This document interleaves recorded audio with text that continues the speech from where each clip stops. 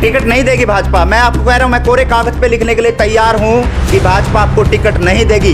क्यों आप अपना टाइम वेस्ट कर रहे हैं? आप 30 तारीख को मैं आपको बिल्कुल सारे पत्ते खोल दूंगा और मैंने कहा है कि मैं 110% चुनाव लड़ूंगा। कि लोकल विधायक से नहीं बनती, आपकी लोकल जिलाध्यक्ष से नहीं बनती, तो इन चीज़ों को देखते हुए पार्टी कैसे आपको टिकट देगी? कैसे आपको टिकट देगी? ऐसा पार्टी के लिए आपने क्या किया कि पार्टी आपको टिकट दे? और पार्टी के साथ ऐसे कितने अच्छे संबंध हैं कि पार्टी सिर्फ आप पर दाव पे ले? ये टिकट 101% बीजेपी मुझे देगी। मैंने पीछे भी अभी 4 दिन पहले बोला है, अगर बीजेपी ये टिकट मुझे नहीं देती तो ये बीजेपी की बहुत बड़ी भूल होगी। आपकी सरकार में रहकर मुख्यमंत्री जी से मिलो। जरूरी नहीं है कि इन कामों के लिए, लोगों की सेवा करने के लिए कहीं कुर्सी की जरूरत पड़े, कोई पावर की जरूरत पड़े। आप पहले ही पावर में हैं। उसकी बनती है, यानी विधायक अपनी ड्यूटी पूरी नहीं कर रहे। इसको हमने एमपी बनाया है, वो ड्यूटी पूरी नहीं कर रहे। उनकी बनती। आपकी सरकार ने, आपकी पार्टी ने गांव पे नाम पर वोट मांगी थी, लेकिन गाँव में आज भी सड़कों पर अपनी जान देती हुई नजर आ रही है और लोगों की जान लेती हुई नजर आ रही है। कि जिस घर में इज्जत ना हो उस घर में जाना नहीं चाहिए। तो क्यों नहीं भाजपा पार्टी छोड़ देते? अलविदा कह दो। टिकट नहीं देगी भाजपा। मैं आपको कह रहा हूँ, मैं कोरे कागज पे लिखने के लिए तैयार हूँ कि भाजपा आपको टिकट नहीं देगी। क्यों आप अपना टाइम वेस्ट कर रहे हैं? आप 30 तारीख को मैं आपको बिल्कुल सारे पत्ते खोल दूंगा और मैंने कहा है कि मैं 110% चुनाव लड़ूंगा। नमस्कार, मैं हूं मोहन नायक। आप देख रहे हैं कैथल टीवी। कैथल टीवी लगातार उन शख्सियत को आपके सामने रूबरू करवा रहा है जो कैथल की चेयरपर्सन की दावेदारी की दौड़ में अपनी भूमिका निभाते हुए नज़र आ रहे हैं, ताल ठोक चुके हैं। आज उसी एक शख्सियत से आपको रूबरू करवाने जा रहे हैं। ये लगता है कि कहीं ना कहीं एक व्यक्ति को भी भ्रम था जिन्होंने ये कहा था कि यूपी चुनाव में मैं जहाँ गया वहाँ मैंने हर सीट को जिताया। उसका भरम और बैम भी हमने निकाला था। लेकिन आज एक शख्स ऐसे भी हैं जो तमाम कार्य कर रहे हैं और उनको ये लगता है कि भारतीय जनता पार्टी उनको टिकट देगी और वो आश्वस्त हैं। लेकिन आज इस भरम और इस वहम को भी शायद निकालने का प्रयास करेंगे, लेकिन कितना सफल होते हैं वो देखने वाली बात रहेगी। लेकिन उनके चुनावी मुद्दे क्या रहेंगे और जितने भी दावेदार आज चुनावी मैदान में हैं और जितने भी वो वादे कर रहे हैं उनसे हटकर इन क्या करेंगे, इन सभी चीज़ों पर हम बातचीत करेंगे। शख्सियत की बात करें तो भाजपा के वरिष्ठ नेता हैं पालाराम सैनी हमारे साथ है। स्वागत है पालाराम सैनी। नमस्कार भाई साहब।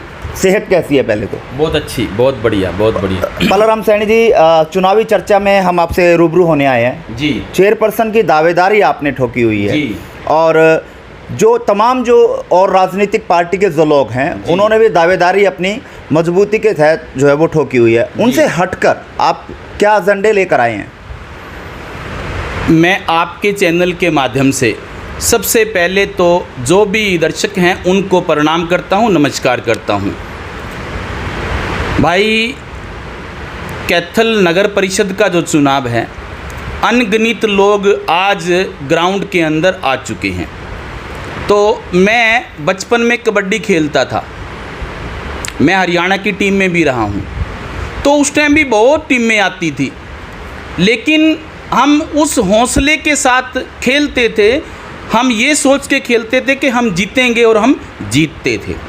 इसी तरह से जो ये नगर परिषद का चुनाव है, इसको लेके हमने तैयारी कर रखी है और हम 100% इस चुनाव को जीत के दिखाएंगे। और जनता के आशीर्वाद से और भगवान परमपिता परमात्मा के आशीर्वाद से। आपने मेरे से क्वेश्चन किया है कि आप हटके क्या करोगे। जितने भी आज मेरे भाई चुनाव लड़ रहे हैं, आप सभी के पास जाते हो, लेकिन मेरे पास सबसे बढ़िया जो आज हम शिक्षा दे रहे हैं, मेरा अपना जो स्कूल है, मेरा तो क्या है, जनता का है। मैं अपने स्कूल के अंदर अनगिनत योजनाएं, अनगिनत कोर्स फ्री में करवा रहा हूँ। एक भी नेता मुझे कोई बता दो जो चुनाव लड़ रहे हैं। मेरे यहाँ पे 500 बेटियाँ बेटे फ्री में कंप्यूटर सीख रहे हैं, 500 बच्चे एनटीटी का डिप्लोमा कर रहे हैं, 500 बच्चे सिलाई सीख रहे हैं, 500 बच्चे पार्लर का डिप्लोमा कर रहे हैं। और अभी मैं अपने स्कूल के अंदर स्काउट लेके आया हूँ। कैथल ज़िले के अंदर जितने भी स्कूल हैं, मैं नहीं कहता हूँ कि स्काउट नहीं है, होगी, लेकिन टीचर किसके पास है? मेरे स्कूल में मैं 2 टीचर दिल्ली से प्रोवाइड मैंने करवाए हैं। 2 टीचर मेरे स्कूल के अंदर स्काउट के आए हैं जो बच्चों को सुबह भी और शाम को भी ट्रेनिंग दे रहे हैं स्काउट की। स्काउट के अनगिनत बेनिफिट हैं। ये तो आप अपने स्कूल को बढ़ावा देने के लिए कर रहे हैं, शहर की जनता के लिए क्या होगा? चेयरपर्सन की दावेदारी की जो आपने ताल ठोकी हुई है उसमें जनता को क्या बेनिफिट होगा? ये तो आप अपने स्कूल का फेम बड़ा कर रहे हैं। अभी आपने कहा कि स्कूल का फेम बड़ा करनी है। छोटे भाई, स्कूल का फेम तो मैं तब बड़ा करूँगा, मैं अपने आप को तब बड़ा करूँगा अगर मैं पैसे लूँगा। मैं तो ये कह रहा हूँ कि मैं फ्री करवा रहा हूँ। ऐसा कौन सा स्कूल है हरियाणा के अंदर जो फ्री में शिक्षा दे रहा हो? फ्री में 2000 बच्चों को पढ़ा रहा हो। मैं अगर अपने स्कूल का बढ़ावा बना रहा हूँ, अपने स्कूल का नाम रोशन कर रहा हूँ, तो मैं फ्री में एजुकेशन दे रहा हूँ। यानी फिर आप स्कूल के तहत अपनी राजनीति चमका रहे हैं। मैं स्कूल के तहत अपनी राजनीति नहीं, मैंने हमेशा कहा है कि मेरा जो पहला मुख्य उद्देश्य है वो है कि शिक्षा। हमारे जो महापुरुष थे, महात्मा ज्योतिबा फूले, बाबा साहब, माता सावित्रीबाई फूले, उन्होंने शिक्षा के ऊपर जोर दिया था। आज जो महिलाएं ऑफिसर हैं या महिलाएं राजनीति में हैं वो माता सावित्रीबाई फूले की देन है। वो एक ऐसा दौर भी था जब महिलाओं को पढ़ने का हक नहीं दिया जाता था। तो मेरा जो मुख्य उद्देश्य है शिक्षा के ऊपर मैं काम कर रहा हूँ। अगर हम शिक्षित होंगे, हमारे पास एजुकेशन आएगी तो हमारा जीवन पार होगा, क्योंकि बगैर शिक्षा के हम कुछ भी नहीं कर सकते। जी पलाराम सैनी जी, लगातार भाजपा के जो और तमाम नेता हैं वो भाजपा से अपनी टिकट की दावेदारी, प्रबल दावेदारी जो है वो ठोक रहे हैं, भले ही वो कोई भी नेता हो भाजपा भारतीय जनता पार्टी का। लेकिन आपने भी दावेदारी ठोकी हुई है और आप हमेशा ये कहते हैं कि मैं आश्वस्त हूँ कि भारतीय जनता पार्टी मुझे टिकट देगी और मेरी टिकट फाइनल है। हमने जब भी आपसे बातचीत की आपने ये चीज़ें कहीं। मुझे ये लगता है कि आपको कहीं ना कहीं ये भ्रम है, वहम है। उसका एक सबसे बड़ा सवाल ये खड़ा करता है, आपकी लोकल विधायक से नहीं बनती, आपकी लोकल जिलाध्यक्ष से नहीं बनती, तो इन चीज़ों को देखते हुए पार्टी कैसे आपको टिकट देगी? कहीं ना कहीं भ्रम में आप जी रहे हैं। आपने कहा कि विधायक से नहीं बनती, जिलाध्यक्ष से नहीं बनती। विधायक हमारे बड़े भाई हैं और मेरी खूब अच्छी बनती है। वो अपनी राजनीति अपने तरीके से कर रहे हैं, हम अपनी राजनीति अपने तरीके से कर रहे हैं। बात कही आपने जिलाध्यक्ष की, जिलाध्यक्ष मेरा छोटा भाई है, उसके परिवार के साथ मेरे पारिवारिक संबंध हैं, तो ऐसी कोई बात नहीं है। मेरी अब भी बातचीत उनसे होती रहती है। आप हर इंटरव्यू में कहते हो जिलाध्यक्ष के बारे में। नहीं, मैं कहता वो हूँ जब वो गलती करते हैं। मैं अब भी कह दूँगा, अगर वो गलती करेंगे ना तो मुझे कोई इस बात में निसंकोच। सर क्यों आपने जिला कार्यालय में जाना छोड़ दिया? क्यों आपने विधायक लीलाराम के पास जाना छोड़ दिया? जब आप उनसे ही दूरियां बना लोगे तो ऊपर के जो आला अधिकारी, जो पदाधिकारी आपके पार्टी के, कैसे आप पर विश्वास करेंगे और कैसे चुनाव की जो दौड़ है उसमें आप पार लगा पाएंगे? आपने जो ये क्वेश्चन किया है कि एमएलए के पास जाना छोड़ दिया, कौन कहता है? दिखे नहीं कभी? नो, अभी कभी किसी फोटो में आप नहीं दिखाई दिए, कभी किसी प्रोग्राम में आप नहीं दिखाई दिए। हरियाणा प्रदेश के माननीय, आदरणीय और ईमानदार मुख्यमंत्री मनोहर लाल खट्टर जी का लीलाराम जी के घर पे लंच था, मैं उस लंच में था। खुद मेरे पास विधायक का फोन आया था। वहाँ मुख्यमंत्री जी थे ना? मुख्यमंत्री थे, हाँ वहाँ मुख्यमंत्री जी थे, इसलिए आप गए विधायक जी के पास। आप बता दें, कोई एक ऐसी तस्वीर साझा कर दें किसी भी प्रोग्राम की जिसमें आप गए हों, विधायक जी आपके पास बैठे हों, या कोई ऐसी तस्वीर आप साझा कर दें कि आप भारतीय जनता पार्टी के कार्यालय में गए हों, जिला कार्यालय में, और अशोक गुज्जर जी के साथ आपने बैठ कर चाय पी हो, बातचीत की हो। आपके मोबाइल में कोई ऐसी डायल नंबर दिखा दीजिए जिसमें आपने विधायक जी को फ़ोन कर रखा हो या लीलाराम अशोक गुज्जर जी को फ़ोन किया हो। अशोक गुज्जर से 20 बारी मेरी बात होती है और विधायक लीलाराम जी से भी मेरी बात होती है। मेरे पास है रिकॉर्डिंग है, मैं रिकॉर्डिंग तो दिखा सकता हूँ। आज से कितने टाइम पहले बात हुई है? मेरी आज से 10 दिन पहले जो जिलाध्यक्ष हैं अशोक गुज्जर जी, मेरी उनसे बात हुई थी, बिल्कुल हुई थी मेरी बात। और लीलाराम जी को मैंने अभी जब उनका जन्मदिन था उसके लिए मैंने बधाई देने के लिए कॉल करी थी, शायद वो कहीं पे व्यस्त होंगे, उन्होंने कॉल नहीं उठाई है। यानी फॉर्मेलिटी कर दी? नहीं, फॉर्मेलिटी नहीं। लीलाराम जी तो हमारे पारिवारिक लिंक हैं। जो विधायक हैं, विधायक बनने से पहले जब वो स्टूडेंट थे उस टाइम से लेके अभी तक के हमारे पारिवारिक संबंध हैं। बलराम जी, भारतीय जनता पार्टी में जितने भी तमाम जो नेता हैं जिन्होंने दावेदारी ठोकी हुई है, वो भले ही सुरेश गर्गनौज के परिवार से हों, या ज्योति सैनी हो, या संजय भारद्वाज हो, या मुकेश जैन हो, उन सभी चेहरों में आप अपने आप को किस तरह से मजबूत मानते हैं भारतीय जनता पार्टी में? मैं तो आपने जो बात पूछी है मेरे भाई, कैथल जो है ना, कैथल एक ईमानदार मेहनती शहर है। कैथल हरियाणा के अंदर अपनी एक अलग पहचान बनाने वाला शहर है। यहाँ के जो बड़े बुजुर्ग हैं, यहाँ की जो जनता है, उनका आशीर्वाद मेरे साथ है। मैं चाहे कपड़ा मार्केट है, चाहे मंडी की बात है, चाहे मेन बाज़ार की बात है, चाहे सराफा बाज़ार की बात है, अनगिनत मेरे मित्र, मेरे दोस्त हैं जो मुझे आशीर्वाद दे रहे हैं कि पाला राम जी, जो आप इंटरव्यू देते हो, हम आपका इंटरव्यू देखते हैं, इंटरव्यू में जो बातें आप शहर के लिए कर रहे हो कोई भी नहीं कर रहा। और मैं आपके चैनल के माध्यम से बताता हूँ, जितने भी भाई चुनाव लड़ रहे हैं, आप जब कभी भी सभी को बुला के बात रखोगे तो मैं अपनी बात रखूँगा, वो अपनी बात रखो, मैं अपनी बात रखूँगा। पार्टी में कहाँ आप अपनी भूमिका अदा करते हैं? पार्टी कैसे आपको टिकट देगी? ऐसा पार्टी के लिए आपने क्या किया कि पार्टी आपको टिकट दे? और पार्टी के साथ ऐसे कितने अच्छे संबंध हैं कि पार्टी सिर्फ आप पर दाव खेले? मैं आपके चैनल के माध्यम से जनता को भी बताना चाहता हूं, मैं बैकवर्ड मोर्चे का जिला अध्यक्ष रहा हूं और पूरे हरियाणा के अंदर जो कैथल का बैकवर्ड मोर्चा था, उसने अपनी एक अलग से पहचान बनाई थी। उसके बाद भारतीय बौद्ध संघ का मैं हरियाणा का प्रदेश अध्यक्ष रहा हूं। मेरे पास उसके बाद फिर मैं भारतीय जनता पार्टी का ओबीसी मोर्चा प्रदेश कार्यकारिणी का सदस्य रहा हूं, जिससे वो मनमुटाव हो गया, जब कुर्सी से हटा दिया तो जिला अध्यक्ष के साथ वो मनमुटाव हो गया। नहीं, ऐसी कोई बात नहीं है, ऐसी कोई बात नहीं। पाला राम सैनी जी, ओबीसी मोर्चे की कुर्सी से हटाने के बाद मनमुटाव बढ़ा आपका? नहीं, मनमुटाव, चलो मैं आपकी बात बड़ी करता हूँ, मनमुटाव बढ़ा है। जब कोई काम करने वाला व्यक्ति उसको हटाया जाता है तो महसूस तो होता है, उसमें चाहे आप भी क्यों ना, चाहे मैं भी क्यों ना, कोई भी हो उसके अंदर। तो टिकट के लिए कितने प्रबल आप समझते हैं कि मुझे टिकट मिलेगी, भारतीय जनता पार्टी टिकट मुझे देगी? ये टिकट 101% बीजेपी मुझे देगी। मुझे पूरा विश्वास है अपने नेताओं पे भी, अपनी पार्टी पे भी। मैंने पीछे भी अभी 4 दिन पहले बोला है, अगर बीजेपी ये टिकट मुझे नहीं देती तो ये बीजेपी की बहुत बड़ी भूल होगी। यही मैं अभी आपको कहने वाला हूँ, कोरे कागज़ पे मैं लिख के देने के लिए तैयार हूँ कि बीजेपी पार्टी आप पर दाव नहीं खेलेगी। आप जो बात बोल रहे हो, मैं आपकी बात से सहमत हूँ, लेकिन मैं वो इंसान हूँ, मैं कभी भी मैं निराशा से अपने मन को नहीं रखता हूँ। मैं हमेशा अपने मन को खुशी में रखने वाला व्यक्ति हूँ। मुझे पूरा विश्वास है कि पार्टी मुझे टिकट देगी। अगर पार्टी मुझे टिकट नहीं देगी तो मैंने ये भी कहा है कि मैं आज़ाद चुनाव लड़ूंगा, मैं किसी पार्टी में नहीं जाऊंगा। किसी और पार्टी से आप जा सकते हैं? सुनने में ये आ रहा है कि बसपा के टिकट पर भी दाव खेल सकते हैं। मैं आज़ाद चुनाव लड़ूंगा, 110% लड़ूंगा, चुनाव लड़ूंगा। मैं किसी पार्टी में नहीं जाऊंगा, मैं आज़ाद चुनाव लड़ूंगा। और चुनाव लड़के इस शहर के लिए जो मेरे माइंड के अंदर नक्शा है वो शायद किसी के पास नहीं होगा। सुनने में यह भी आ रहा है कि भाजपा जो है वो ज्योति सैनी पर दाव खेल सकती है। जब आपके समाज से ज्योति सैनी को टिकट दे दी जाएगी तो आपका समाज क्या आपके साथ लगेगा? वो अभी तक देखा नहीं जा रहा कि आपका जो सैनी समाज है वो आपके साथ लगता हुआ नहीं दिखाई दे रहा, क्योंकि आपने अभी भूतपूर्व में एक रैली कराई थी, उसमें आपके समाज इतने नहीं जुट पाए थे। तो कहाँ आप देखते हैं जब एक सैनी समाज की एक बड़ी पार्टी से जब उम्मीदवार मैदान में आएगा तो आप अपने आप को कैसे मजबूत खड़ा कर पाएंगे? आज़ाद समय बहुत बड़ी शक्ति है।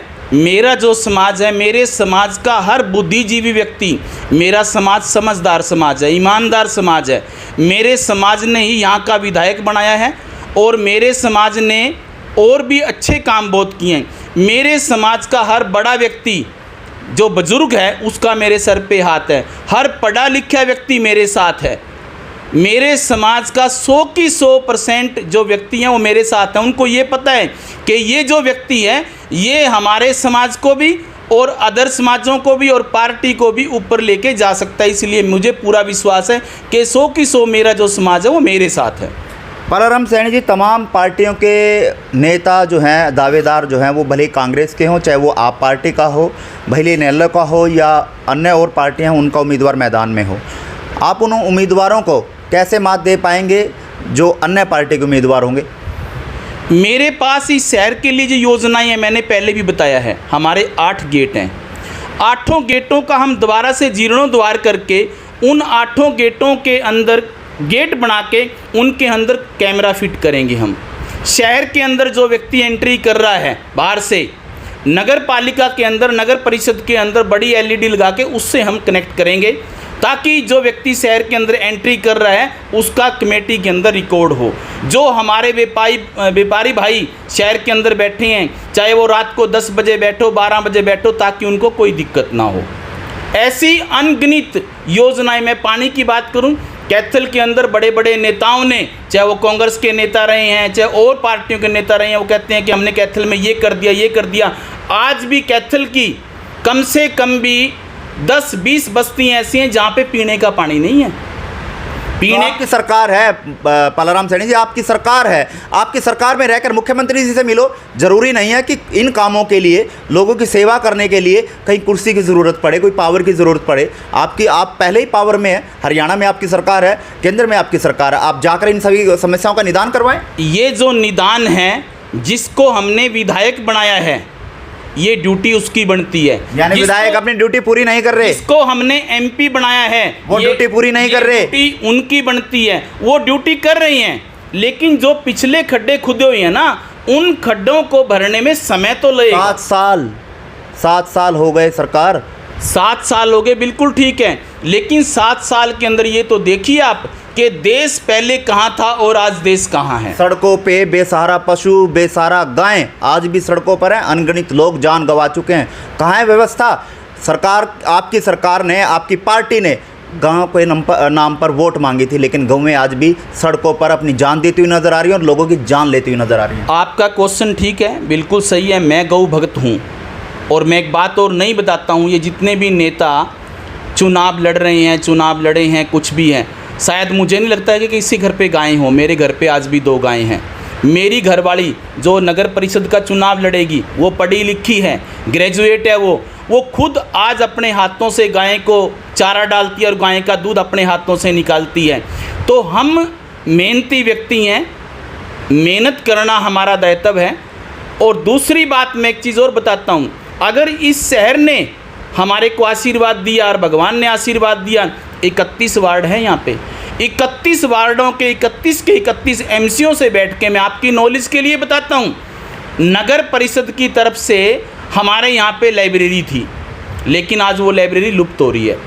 अगर हमें शहर ने आशीर्वाद दिया तो 31 वार्डों के अंदर हम लाइब्रेरी खोल लेंगे नगर परिषद की तरफ से। जो काम करने चाहिए हम वो काम करेंगे। आज एमसी की टर्म पूरी हो गई है, गलियाँ, नालियाँ, सड़कें तो आज ही बनने लग रही हैं, ये तो रूटीन के काम हैं। जो हट के काम करे शहर के लिए, हम वो काम करेंगे। 31 वार्डों के अंदर हम लाइब्रेरी खोल लेंगे। उस लाइब्रेरी का जो सारा का सारा रख रखाव होगा वो नगर परिषद कैथल करेगी। ऐसा अगर किसी भाई ने पहले कभी सोचा हो तो आप मुझे बता सकते हो। इसके अलावा और बताता हूँ मैं आपको, मैं जितने भी जो हमारे बुजुर्ग हैं, 50 साल का है, 60 साल का है, 70 साल का है, इसी तरह से हम सभी एमसीओ से बात करके हर वार्ड के अंदर हम ई रिक्शा 5 ई रिक्शा का अरेंजमेंट करेंगे। अगर किसी बुजुर्ग को बैंक में जाना है तो वो ई रिक्शा उसको बैंक में लेके जाएगी। पैसा कहाँ से आएगा? पैसा नगर परिषद के पास बहुत है। मैं 2000 में नगर पार्षद रहा हूँ। नगर पालिका के पास बहुत इनकम है। नगर परिषद के अंदर हम इनकम के साधन बनाएंगे। लोगों की जेब भरने में है, वो अधिकारी जेब भर जाते हैं, जो कुर्सी पर बैठते हैं वो इनकम उनकी जेब में चली जाती है। मैं तो अपनी बात कर रहा हूँ। मैं 2000 से 2005 की टर्म में एमसी रहा हूँ। एक व्यक्ति कोई बता दो कि पालाराम ने ना काम किए, मैंने काम किए हैं। 200-250 बीपीएल राशन कार्ड बनाए हैं। आज भी मेरी उन घरों में चूल्हे तक की दौड़ है। पेंशन बनवाई हैं और उस टाइम बड़े अच्छे तरीके से हमारी टर्म निकली है। आज क्या हो रहा है मुझे नहीं पता, लेकिन जब मुझे जिम्मेवारी मिल जाएगी मैं उस जिम्मेवारी को किस तरीके से निभाऊंगा। मेरे अंदर वो बल है, मेरे अंदर वो शक्ति है। 2000 से आप लगातार राजनीति में हैं, उससे पहले से आप राजनीति में होंगे, लेकिन आज 2022 हो चुकी है। इस इतने लंबे अंतराल के समय एक बार पार्षद बने हैं, ऐसा क्यों नहीं आपके ऊपर पार्टी ने या और अन्य पार्टियों ने दाव खेला? ऐसा क्यों नहीं हुआ? आपकी नॉलेज के लिए बताऊं, मैं 2000 में मैं पार्षद बना। उसके बाद मेरी मदर ने चुनाव लड़ा। मेरी मदर 27 वोटों से हार गई। उसके बाद मेरी मैडम ने चुनाव लड़ा। मेरी मैडम चुनाव जीत गई थी, लेकिन कोई कारणवश वो दोनों, एक पुष्पा थी, अब वो क्या मिस्टेक रही है, वो जीतते हैं, हम जीतते हैं, लेकिन हम दोनों के दोनों बराबर। सेवा का फल नहीं मिला आपको? सेवा का फल तो भगवान हमें दे रहे हैं। सेवा का फल क्या होता है भाई साहब? आदमी किसके लिए करता है? जिस कुर्सी के लिए मेहनत कर रहे थे वो कुर्सी पर नहीं पहुंच पाए। नहीं, ऐसी बात नहीं है। मैं पार्षद रहा हूँ, मैंने कहा एमएलए की कुर्सी की चाह आपने देखी, अब चेयरपर्सन की कुर्सी की चाह आप देख रहे हैं। उससे पहले भी आपने काफ़ी बार एमएलए की चुनाव की जो कुर्सी है, विधायक की कुर्सी की चाह देखी, लेकिन सफल नहीं हो पाए। जिंदगी एक संघर्ष है, इंसान को करते रहना चाहिए, कभी भी इंसान को हौसला नहीं छोड़ना चाहिए। 2014 में मैंने टिकट मांगी, नहीं मिली। 2019 में मैंने टिकट मांगी, नहीं मिली। मैंने आपको बताया, स्टार्टिंग मैंने करी थी कि मैं कबड्डी का खिलाड़ी रहा हूँ। मैंने कभी हार नहीं मानी और ना मैं मानूंगा। मैं तो हमेशा एक अच्छी सोच के साथ चलने वाला इंसान हूँ। तो कहते हैं कि जब भी भगवान का आशीर्वाद मिलेगा तो मैं उसमें खुश रहूँगा। और आज मैं बहुत खुश हूँ क्योंकि भगवान ने जितना मुझे देना चाहिए था उससे फालतू मुझे दे रखा है। पालाराम सैनी जी, मेरा एक आखिरी सवाल आपसे है, चुभने वाला है, चुभ सकता है, लेकिन सवाल करे बिना मैं रुकूँ नहीं, क्योंकि हम बेबाकी से पत्रकारिता करते हैं और सवाल जो होता है वो हम ज़रूर दागते हैं।